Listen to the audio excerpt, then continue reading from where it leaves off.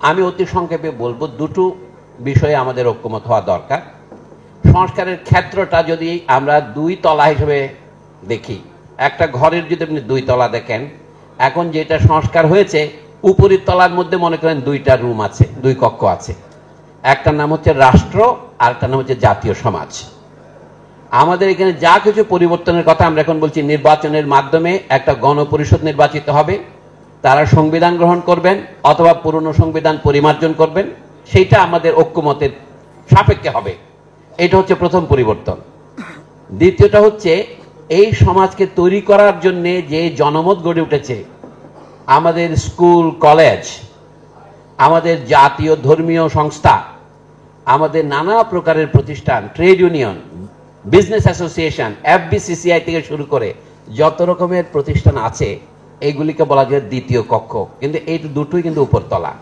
রাষ্ট্র এবং জনসমাজ, রাষ্ট্র এবং নানা প্রতিষ্ঠান, এটা হলো উপরতলা। কিন্তু নিচের তলা নিয়ে বেশি কথা আমরা এখনো পর্যন্ত বলছি না। শুধু ফজলুল হক সাহেব বলছিলেন, আমার পাশে যিনি আছেন, যে এই সমস্ত জিনিস যে ভিত্তির উপর দাঁড়িয়ে থাকে, যেটাকে আমরা বলি দেশের মূল অর্থনৈতিক ব্যবস্থা বা উৎপাদন ব্যবস্থা, সেইখানে স্থায়ী সংস্কার দরকার। কিন্তু সেই স্থায়ী সংস্কার যে কি সেটা বোঝার জন্য আমাদের আরো কিছু সংস্কার দরকার। যদি আমরা নগদ চাই যে আগামী সরকার জনগণের ভোটে নির্বাচিত হবে, এটা হচ্ছে এক ধরনের সংস্কার। কিন্তু আমাদের কতগুলি প্রতিষ্ঠান আছে যেগুলি কখনোই নির্বাচনের আওতায় আসে না। একটা বড় প্রশ্ন হলো, আমাদের যে সর্বোচ্চ আদালত, বিচার ব্যবস্থা, সেইটা জনগণের দ্বারা নির্বাচিত হয় না। এটা আমরা বলি মেধার ভিত্তিতে আমরা নির্বাচন করে থাকি না। বিচার বিভাগের যে স্বাধীনতার প্রশ্ন জরুরি, এই না হলে জনগণের স্বাধীনতা রক্ষিত হবে না।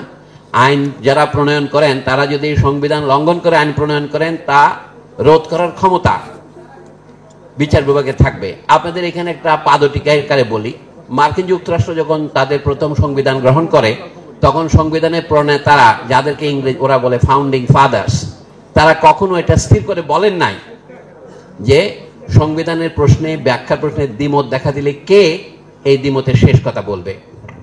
বেশ কিছুদিন পরে মার্কিন যুক্তরাষ্ট্রের প্রধান বিচারপতি মার্শাল যাকে বলতেন, তিনি বলেন এই ব্যাপারে শেষ কথা বলবে বিচার বিভাগ।